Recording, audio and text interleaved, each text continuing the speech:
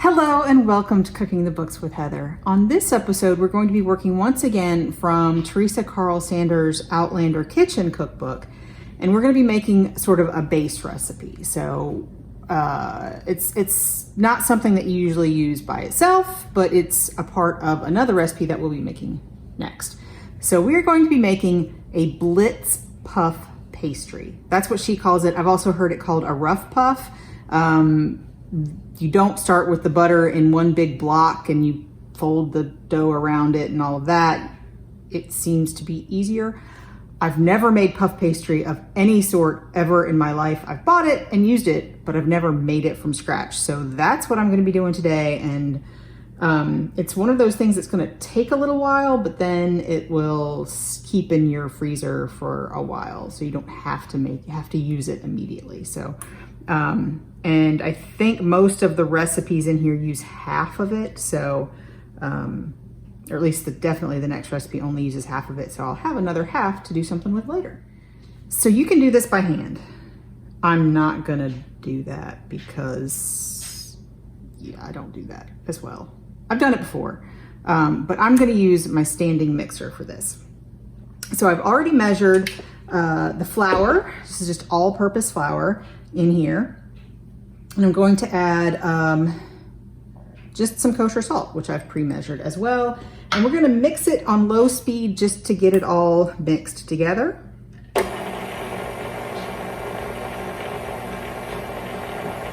I think that's good. And now I have to go get something from the refrigerator. So this is quite a bit of unsalted butter, cold and cut up into approximately 1/2 inch cubes. So you sort of have the breaking it up part started. And I did that just now, but I put it back in the refrigerator just so it didn't start to warm up on me, because you do want this very, very cold. All right, so now I'm going to mix it on medium-low. I'm gonna start low because otherwise the flour will go crazy, until the butter just begins to break up. We don't want this too small of pieces. All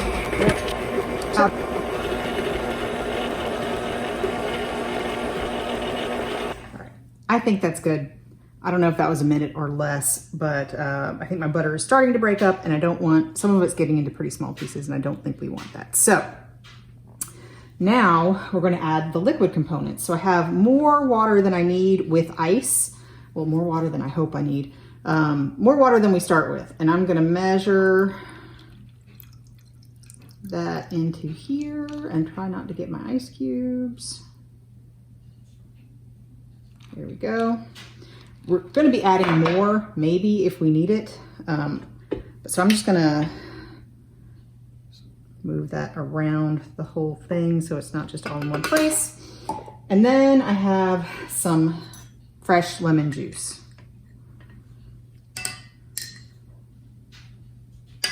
And those are all, you can also use vinegar. I would probably use white vinegar because you don't want that much of a flavor with this if it's not just lemon juice. Now we're going to continue to mix on medium-low. And if we need to add water, we're gonna add it a tablespoon at a time, so. Okay, I'm gonna check this just to see if it's super dry. She says it is much better to have a too dry dough than a too wet dough, but you do want it to be sort of shaggy, a soft, shaggy dough that just stays together. We are not there. I'm gonna put a little more water in this so that I can make sure, so it's easier for me to get the tablespoon out. So I'm going to start this and keep it moving while I add the water, and hopefully I don't add too much.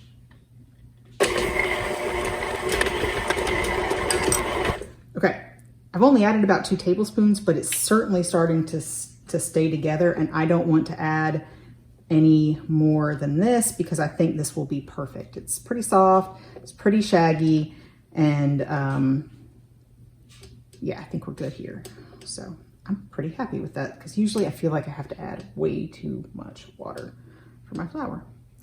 So let me clean up a little bit because we're gonna have to use this as a work surface now. So I've got my work surface lightly floured, and I've just dumped everything out of the bowl onto my floured surface. I had a little water there I should have cleared up. Whatever, it's fine. Because all we're gonna do right now is sort of make this into knead lightly into a smooth ball. There we go. Put a little bit more flour down. And now we're going to pat it out into a rectangle about 1 inch thick. Roughly rectangular, because I'm not so good about that. I'd say that is about 1 inch thick most places. So now all I have to do is wrap this tightly in plastic wrap, and then we're going to refrigerate it for 30 minutes. So we'll be back in about 30 minutes. My dough has been resting in the refrigerator for about 30 minutes, a little bit more, I think. So we're gonna do our first fold. I need to roll this out approximately 1 foot by 2 feet. And I'm gonna put a little flour on everything. And we're gonna try to make sure that it can move the whole time. And it says all the way out to each corner.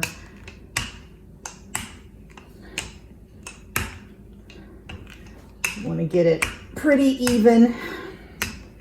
This is gonna take a little while because it's nice and cold.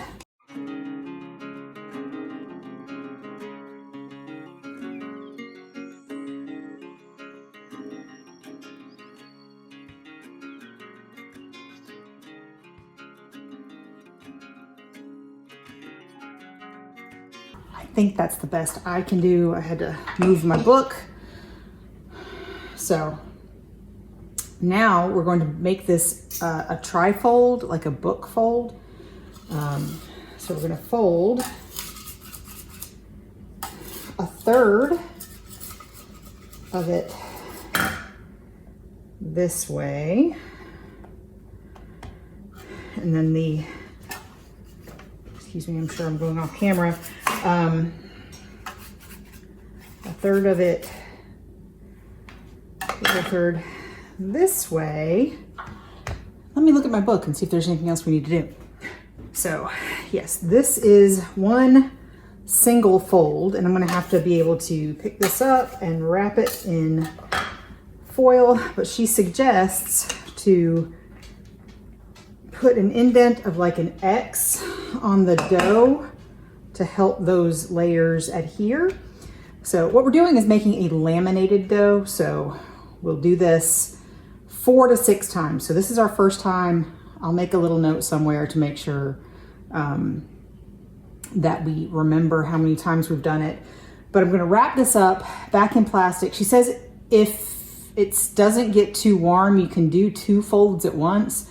But it's summer, it's kind of warmer in my kitchen, and my stone is a little bit warmer than it is sort of in the winter.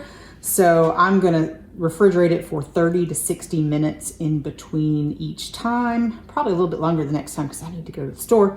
But so this is gonna go wrapped up again in the refrigerator, and I'm gonna do this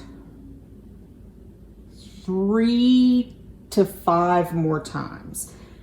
And then I'll show you what we do at that point.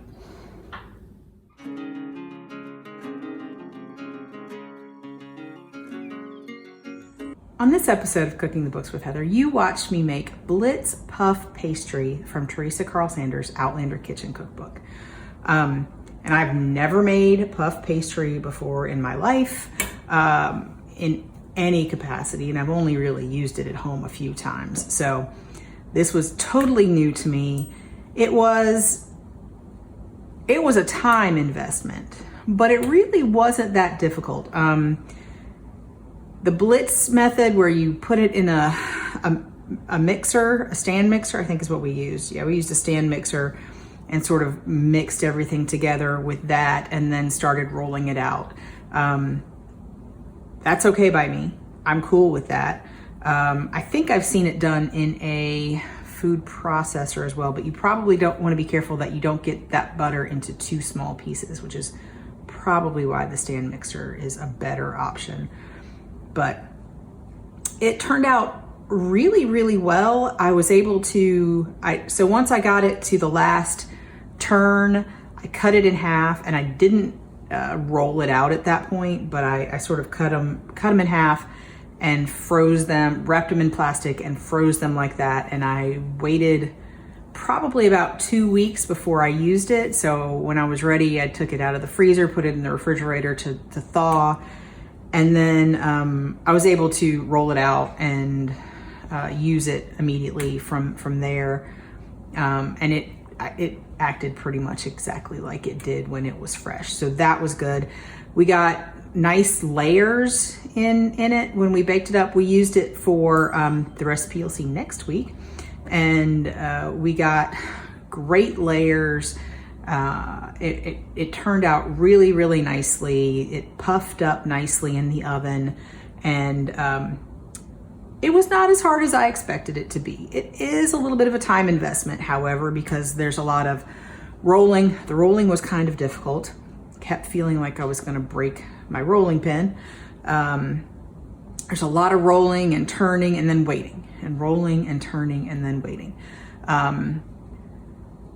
So there's the time investment. But it does, generally you use about half of a batch in the recipes in this book. So you can make it once and then use it for 2 different things at different times, and it'll last in the freezer for a while. So I'm looking for what I'm going to make with it next. We'll see. But I think if it's not something you've done before and you want to try, this is a good place to start. So if you enjoyed watching me make this, give me a thumbs up. Hit the subscribe button and come back and watch me make something else next week.